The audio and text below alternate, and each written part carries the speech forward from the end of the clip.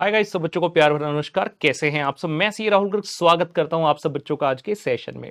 जैसा कि आप बच्चे जानते हैं 21 डेज चैलेंज चल रहा है हमारे तीनों ही सब्जेक्ट के लिए, that is advance account, costing and FMSM, जिसमें आज कॉस्टिंग में डे नंबर 5 हम करने वाले हैं। अगर आप इस वीडियो तक पहुंच चुके हैं पुत्र, सबसे पहले वीडियो को कर दीजिए लाइक, चैनल को कर लीजिए सब्सक्राइब अगर अभी तक नहीं किया है, और बेल आइकन को कर लीजिए प्रेस, सो दैट कोई भी इंपॉर्टेंट वीडियो की नोटिफिकेशन आपसे छूटने ना पाए। और टेलीग्राम चैनल को भी आपने कर लेना है ज्वाइन, क्योंकि जितने भी 21 डे चैलेंज के अंदर हम सेशंस कर रहे हैं, सब में जो नोट्स में यूज कर रहा हूं वो सभी टेलीग्राम चैनल पर शेयर किए जा रहे हैं। उम्मीद है ये सारी बात पुत्र क्लियर होगी, आप सब तैयार हैं? आज बहुत बढ़िया बात करने वाले हैं लेबर कॉस्टिंग चैप्टर के बारे में। तो देर किस बात की है पुत्रों, आइए करते हैं स्टार्ट। कमॉन जी पुत्र। तो 21 days challenge for advance account cost and FMSM, जिसमें आज है कॉस्टिंग का डे नंबर 5 पुत्र, जहां पर अपन बात करने वाले हैं लेबर कॉस्टिंग की। जब हम चैप्टर नंबर 1 बेसिकली प्रैक्टिकल से संबंधित अपना करते हैं कॉस्टिंग में, जिसका नाम है कॉस्ट शीट, वहां पर सिखाया जाता है कि भाई मटेरियल, लेबर, अदर एक्सपेंस, तो these can be either direct और इनडायरेक्ट। तो उसके बाद हर एक चैप्टर को अलग अलग स्टडी किया जाता है। तो डायरेक्ट मटेरियल के लिए पुत्र चैप्टर बन गया मटेरियल कॉस्टिंग, डायरेक्ट लेबर के लिए बन गया लेबर कॉस्टिंग। तो ये वाला चैप्टर जो लेबर कॉस्टिंग है बात करता है सिर्फ डायरेक्ट लेबर के बारे में। सर अगर इनडायरेक्ट लेबर होगी उसका क्या होगा? पुत्र ओने जाना है ओवरहेड चैप्टर ਦੇ ਵਿੱਚ, ਉਹਦੀ ਗੱਲਾਂ ਆਪਾਂ करने ओवरहेड चैप्टर ਦੇ ਵਿੱਚ। ਇੱਥੇ ਆਪਾਂ ओनली डायरेक्ट लेबर ਦੀਆਂ ਗੱਲਾਂ करनी है। इसमें आज हम कुछ प्रश्न करने वाले हैं बहुत ही बेहतरीन। तो भैया आइए चलते हैं, पूरी तरह से कंसंट्रेशन बनाकर रखेंगे सही बच्चे मेरे साथ। और अगर हो सके तो कैलकुलेटर तो अपने पास पुत्र रखना ही है, और साथ में अगर हो सके तो आपने रजिस्टर पे पेन भी रख लेना है, सो दैट आप साथ साथ कुछ कुछ कैलकुलेशंस करते रहें और आपका भी कॉन्फिडेंस जो है बढ़ जाए। आए जी पुत्र, let us read the question. Exam ਤੇ ਆਰਟੀਪੀ ਦੋਨਾਂ ਵਿੱਚ ਆਇਆ ਉਹ क्वेश्चन है, बहुत ਵਧੀਆ। ਕਹਿੰਦਾ ਜੀ Jyoti limited wants to ascertain the profit lost during the year 14-15 due to increased labour turnover. कहते लेबर टर्नओवर इंक्रीज होने के कारण कंपनी ज्योति लिमिटेड जानना चाहते हैं कि कितने रुपए का प्रॉफिट लॉस्ट हो गया। सर प्रॉफिट और लॉस एक साथ कैसे? भाई कितने रुपए का प्रॉफिट आप कमा सकते थे जो कि नहीं कमा पाए क्योंकि लेबर टर्नओवर हो गया, तो वो जानना चाहता है। फॉर दिस पर्पस क्वेश्चन कहता जी they have given you the following information. क्या क्या इन्फॉर्मेशन है? कहता जी जो हमने ट्रेनिंग पीरियड है ना, न्यू रिक्रूट जो रखे हैं उनका 50,000 घंटे का तो ट्रेनिंग पीरियड है। पूरे साल में जितने लोग रखे, नए भर्ती किए, अब एकदम से तो उन्हें हमारी ऑर्गेनाइजेशन के हिसाब से काम करना आता नहीं है, तो उनको पहले ट्रेनिंग देना पड़ेगा। उस ट्रेनिंग का 50,000 घंटा है टोटल। कहता है इस पीरियड में से उनकी प्रोडक्टिविटी मात्र 60% की है, जितनी एक्सपीरियंस वर्कर की होती है। मतलब अगर एक्सपीरियंस वर्कर 100 घंटे में 100 घंटे का काम करता है, तो ट्रेनिंग वाले लोगों ने, तो जो नए रिक्रूट है, ट्रेनिंग वाले समय में उन्होंने 100 घंटे में 60% ही प्रोडक्टिव काम किया, बाकी के 40 घंटे नहीं किया, क्योंकि नए नए हैं ना, अभी समझ रहे हैं धीरे धीरे। और कहते जी time required by an experienced worker is 10 hours per unit. एक नॉर्मल एक्सपीरियंस वर्कर 10 घंटे में एक यूनिट बना देता है। भाई तुम्हारे पास 50,000 घंटे थे, तुम कितने बना सकते थे 50,000 घंटे में? 5,000 यूनिट, लेकिन नहीं बनाए क्योंकि तुम्हारी प्रोडक्टिविटी है सिर्फ 60%। यानी कि तुमने प्रोडक्टिव आवर्स जो काम किया वो 30,000 घंटे किया। अगर 10 घंटे में एक यूनिट बन सकता था तो तुमने 30,000 घंटे में सिर्फ कितने यूनिट बनाए? 3,000 यूनिट बनाए हैं। और क्योंकि नए हैं, हो सकता है कुछ गलतियां भी हो, तो उसके बारे में अगला पॉइंट हमें वाकिफ करा रहा है। 20% of the output during this training period was effective. कहते जो तुमने बनाया इसमें से 20% तो भैया डिफेक्टिव हो गया। तो 3,000 यूनिट में से 20%, ये मल्टीप्लाई का सही ना, क्रॉस नहीं, मल्टीप्लाई 20%, यानी कि 600 यूनिट डिफेक्टिव बना दिए। लेकिन कहता कॉस्ट ऑफ रेक्टिफिकेशन, ये रेक्टिफाई हो जाएंगे, ऐसा नहीं कि स्क्रैप होगा। इनको डिफेक्ट को रेक्टिफाई करने के लिए 25 रुपए पर यूनिट और खर्च किया आपने। तो 600 गुना 25, 15,000 रुपए का तो पुत्र आपका ये खर्चा एक्स्ट्रा हो गया, cost of rectification of defective output, जितना नॉर्मली अभी पढ़कर लग रहा है। ठीक है ना? उसके बाद ये एक चीज होगी, एक और पॉइंट दिया है, इसके ऊपर भी आएंगे। Potential productive hours lost due to delay in recruitment 1 lakh.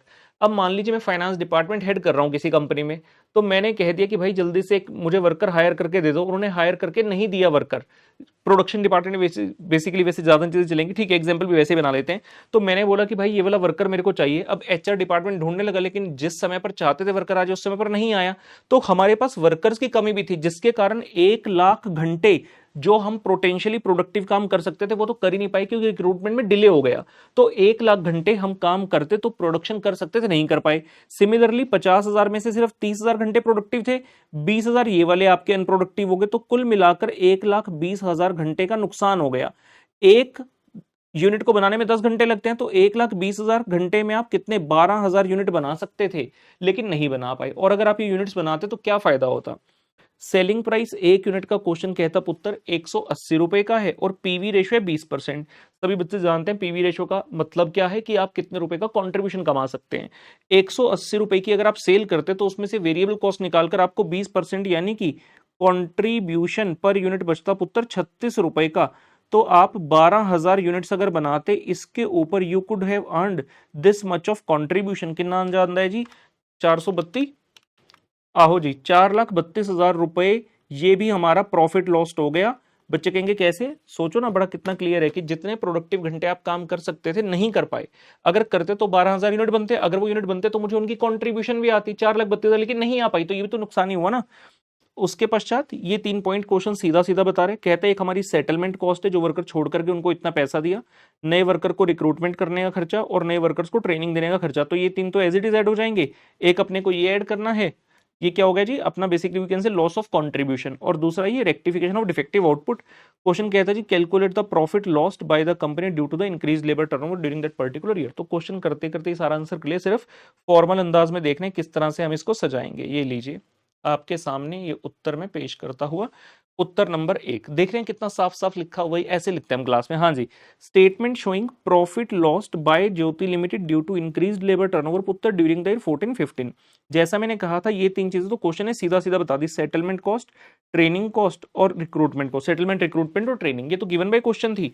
चौथा और पांचवा हमने खुद करना है। चौथा है जी cost of rectification of the defective output working note 1। ये लीजिए कॉस्ट ऑफ रेक्टिफिकेशन, ये मैंने आपको साथ साथ समझा दिया सारा क्वेश्चन। ट्रेनिंग आवर्स थे 50,000, 60% की प्रोडक्टिविटी है, यानी कि जो बेटा प्रोडक्टिव आवर रहे वो सिर्फ 60%, 30,000 रहे।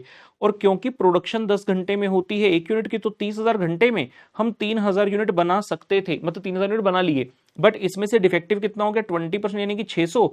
एंड इस 600 को हमें रेक्टिफाई करने के लिए जो कॉस्ट इनकर करनी पड़ी वो है 15,000 रुपए की। जिस प्रकार से क्वेश्चन ने कहा उसी प्रकार से इस सिचुएशन को हम टैकल कर रहे हैं, अंजाम दे रहे हैं।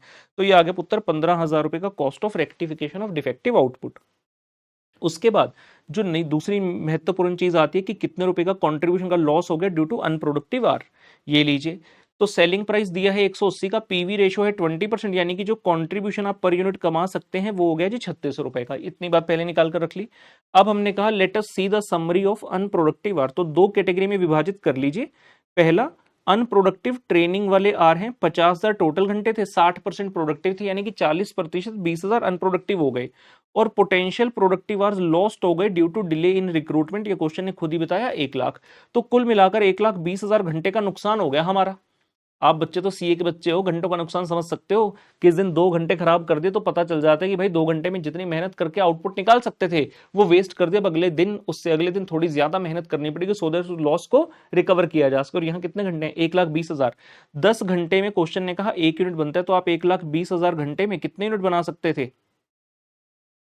12,000 यूनिट। और अगर ये यूनिट्स बनते तो मैं 36 रुपए के हिसाब से कंट्रीब्यूशन भी कमाता, लेकिन नहीं कमा पाया क्योंकि ये आवर्स हमारे अनप्रोडक्टिव रहे। अगर हम इन घंटों में काम करते तो 4,32,000 रुपए की कंट्रीब्यूशन कमा सकते थे।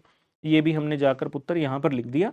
इन सबको आपने जोड़ देना और ये आ जाएगा पुत्र आपका वैल्यू 9 लाख। तो this is the amount which has been foregone by the organisation due to delay, मतलब due to the increased labour turnover. पुराने वर्कर छोड़कर गए, नए वर्कर को हायर करने में टाइम लगा, उनको ट्रेनिंग दिया, ट्रेनिंग में भी उनसे गलतियां हो गई, पूरी तरह से प्रोडक्टिव नहीं रहे, उस सब के कारण आपका 9 लाख रुपए का नुकसान हो गया। ये है ये प्रश्न जी। उम्मीद करता हूं पूर्ण तरीके से क्लियर है। इसके अलावा एक और हमारे पास क्वेश्चन है जी, बहुत ही तांसु क्वेश्चन है। क्वेश्चन नंबर 2 क्या कवे है, कहता जी एसएमसी कंपनी लिमिटेड पुत्र is producing a particular design of toys under the following existing incentive system. ठीक है ना, डिजाइन ऑफ टॉय, खिलौने बनाती है जी, खिलौने। एग्जिस्टिंग सिस्टम क्या है, normal working hours in a week है 48, मतलब 48 आवर्स तो नॉर्मल रखे हैं कि वर्कर 48 आवर्स काम करेगा। लेकिन इतने से काम पूरा नहीं होता हमारा, तो हमने लेट शिफ्ट के भी वर्कर को कहते हैं कि लेट शिफ्ट में काम करे। उसके घंटे हैं 12। और पेमेंट का हिसाब क्या है, जो नॉर्मल वर्किंग वाले आवर्स हैं 48, इसके लिए दे रहे हैं 150 रुपए। और जो ये 12 घंटे हैं लेट शिफ्ट वाले, क्योंकि वर्कर एक्स्ट्रा रुककर काम करे तो उसको मोटिवेट करने के लिए हम कितना दे रहे हैं 300 रुपए। इस तरह से कहानी चल रही है। क्वेश्चन कहता पुत्र average output per operator for 60 hours per week, अगर आप इसका टोटल करो तो कितने हो गए 60 घंटे। तो वो कहता 60 घंटे में जो एक हफ्ते में अवेलेबल हैं इंक्लूडिंग लेट शिफ्ट, उसमें एक वर्कर 80 टॉय बना देता है। 80 टॉय एक पूरे हफ्ते में 60 घंटे में। कहता जी कंपनी की management has now decided to implement a system of the labour cost payment with either the Rowan plan or the Halsey plan. अब ये क्या चीज होती है जी, वाई हल्से और रोवन इज बीइंग इंट्रोड्यूस्ड। आपने देखा अभी वर्कर कह रहा है जी 48 आवर्स में नॉर्मल काम कर रहा हूँ, 12 घंटे लेट शिफ्ट में भी कर रहा है। कहता है टोटल 60 घंटे काम करो, और देखने से क्या लगता है कि वर्कर हमारे ऊपर एहसान कर रहा है, 12 घंटे लेट भी काम कर रहा है, जिसके लिए उसे पेमेंट भी डबल देनी पड़ रही है। लेकिन बाद में फिर भी वर्कर क्या कहेगा, अरे यार बहुत काम कराते हैं फैक्ट्री में, एक्स्ट्रा रुक कर काम करना पड़ता है, बीवी बच्चे बेचारे घर पर वेट करते हैं। अरे ऐसा क्या, मैनेजमेंट कहती ठहरो हम रोवन या हल से ले आते हैं। अब रोवन और हल से जो है ये प्रीमियम बोनस प्लान है, जो कहते हैं कि भाई अगर आप काम समय से करके दिखाओगे, बढ़िया करके दिखाओ, तो हम आपको बोनस भी देंगे। इससे क्या होता है, आउटपुट हो जाता है इंक्रीज, क्योंकि वर्कर दिल लगाकर काम करता है। लेट शिफ्ट का ओवर टाइम खत्म हो जाएगा क्योंकि हम ये रखेंगे ही नहीं। एंड आपकी जो कॉस्ट है, कंपनी को फायदा क्या है कि कंपनी की कॉस्ट कम हो जाती है, और वर्कर को फायदा क्या है कि उसे बोनस मिलता है। तो वो वाली चीज कहता है कंपनी इंट्रोड्यूस करने का प्लान कर रही है। ठीक है, देखते हैं। The following information is obtained. ठीक है, बताइए जी। Standard time allotted for 10 toys is 7.5 hour. कहते हैं जी 10 टॉय बनाने के लिए आपका स्टैंडर्ड टाइम है 7.5 घंटे, क्योंकि जब भी हल से रोवन लगता है तो उसमें स्टैंडर्ड आपको फिक्स करना पड़ता है कि हम आपसे क्या एक्सपेक्ट कर रहे हैं, जिसके बेस पर हम आपका एक्चुअल परफॉर्मेंस मेजर करेंगे और उसी के तहत आपको पेमेंट करेंगे। कहता जी जो टाइम रेट है 150 रुपए पर आवर है, ये तो कहता है एज यूजुअल पहले भी इतना ही था, अब भी ये हो गया जी आर। ये क्या है एस स्टैंडर्ड टाइम, ये क्या है आर, आर मतलब rate per hour. Assuming that the work operator works for 48 hours in a week. अब हम यही मानकर चल रहे हैं कि ओवर टाइम नहीं होगा, तो आपका जो एक्चुअल टाइम है वो हो गया 48 आवर्स। और कहता मान लो कि वो 100 टॉय प्रोड्यूस करता है, तो आप वीकली अर्निंग बताइए एक वर्कर की एग्जिस्टिंग सिस्टम में कितनी होगी, अगर रोवन प्लान हो तो कितनी होगी, और हल से प्रीमियम प्लान विद 50% शेयरिंग में क्या होगी। जब भी आप हल से और रोवन करते हैं you need 3 things, T R and एडिस। टी क्वेश्चन ने बता दिया 48 आवर्स, टी क्वेश्चन ने बता दिया 48 आवर्स, आर क्वेश्चन ने बता दिया 150, और एस कितना आ जाएगा। एस के लिए उसने कहा 10 टॉय बनाने के लिए 7.5 घंटे, और हमें 100 टॉय बनाने हैं, तो 100 टॉय बनाने का स्टैंडर्ड हो गया जी 75 आवर्स, मतलब 100 टॉय बनाने थे 75 घंटे में, लेकिन वर्कर 48 आवर्स में ही 100 टॉय बना दे रहा है। देख रहे हो सिचुएशन, पहले लेट लेट तक काम कर रहा था, अब जिस काम को 75 घंटे में करना था 48 आवर में करके बैठ गया। समझ रहे हैं। तो क्वेश्चन हमें चाहते हैं अर्निंग बताओ तीनों ही सिचुएशन में। पहले एग्जिस्टिंग टाइम रेट में, एग्जिस्टिंग टाइम रेट तो बड़ा आसान है, 48 को मल्टीप्लाई करो 150 से, और 12 को मल्टीप्लाई करो 300 से, तो एग्जिस्टिंग आ जाएगा आपका। ये लीजिए एग्जिस्टिंग टाइम रेट के हिसाब से नॉर्मल आप 48 आवर्स काम करते हो, 150 रुपए पर आवर मिलता है, 7200 टोटल हो गया। लेट शिफ्ट की बात करें तो 12 घंटे काम करते हैं, 300 रुपए पर आवर के हिसाब से 3600 हो गया, तो टोटल अभी 10,800 रुपए वर्कर की अर्निंग है, या फिर ऐसे कह लो कंपनी की कॉस्ट है। जो कंपनी की कॉस्ट है वही वर्कर की अर्निंग है in this scenario. B point में उसने बोला रोवन, और सी में बोला हल से। अब बी और सी के लिए कुछ कॉमन काम है, वो है ये आपका जो टाइम है एक्चुअल टाइम वो है 48 आवर। क्वेश्चन ने बताया कि 48 आवर्स ही काम होगा। रेट है 1 घंटे का 150। एस की बात करें, क्वेश्चन ने बोला स्टैंडर्ड टाइम 10 टॉय के लिए 7.5 आवर, और हम कितने बना रहे हैं 100, तो 100 टॉय बनाने के लिए कितना स्टैंडर्ड टाइम लगता, यूनिटरी मेथड लगाकर निकाल लिया 75 आवर्स।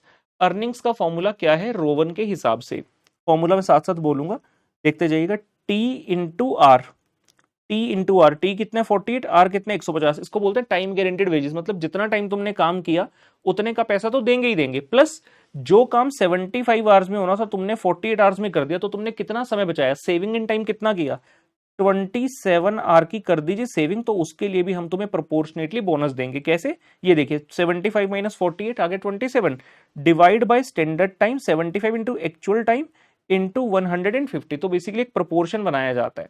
ठीक है, ये आ गया आपका 7200, ये आ गया, आप इसको रफली कैलकुलेट करोगे तो ये आ गया 2592। बेसिकली ये जो अमाउंट है this is the amount of bonus. अगर कभी मल्टीपल चॉइस क्वेश्चन में आ जाए रोवन या हल से और पूछ ले कि बोनस कितना है, तो ये जो है 7200 ये टाइम गारंटेड वेजेस और 2592 रुपए का है बोनस।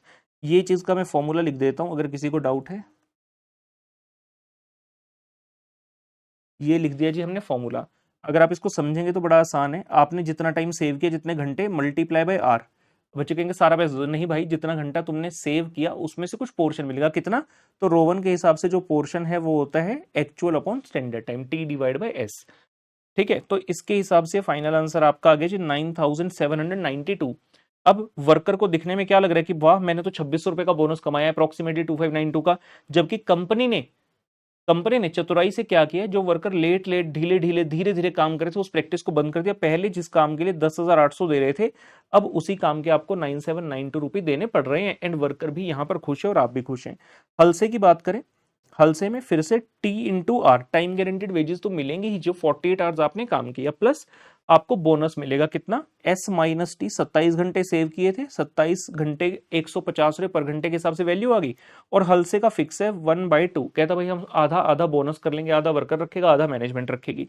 तो बोनस का अमाउंट आता है जी 2025, और अगर टोटल कर लेते हैं पुत्र, ये आता है 9225 रुपीज। तो इस प्रकार से इस प्रश्न का उत्तर बनेगा। 5 नंबर का ये क्वेश्चन एग्जाम में आया था सेम टू सेम, और इस जैसा फिगर चेंज करते करते कई बार पूछा जा चुका है। तो बेहतरीन प्रश्न है।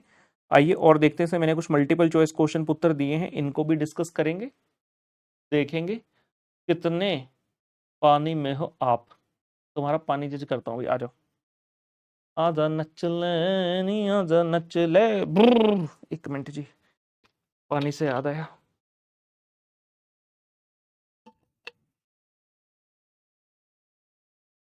पानी पी लिया जाए।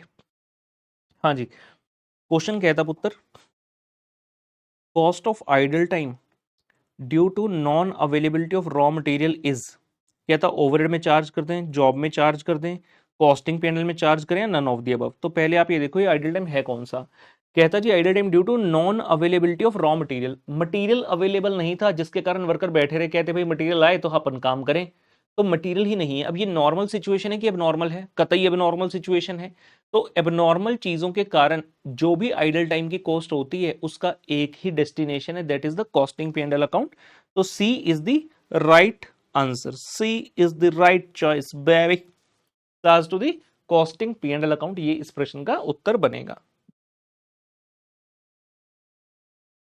उसके बाद कहते जी dash refers to the method wherein each activity of an employee is recorded, employee ने कितने घंटे किस पर्टिकुलर जॉब पर काम किया, कितने घंटे की रिसेस ली, कितने घंटे की टी ब्रेक ली, वो सारी चीजें कहता हम ना रिकॉर्ड करेंगे इसमें, किसमें, डैश। आप बताओ क्या, option 1 time keeping, option B time booking, time noting, या टाइम टेकिंग। जी इसका सही उत्तर है टाइम बुकिंग, टाइम बुकिंग।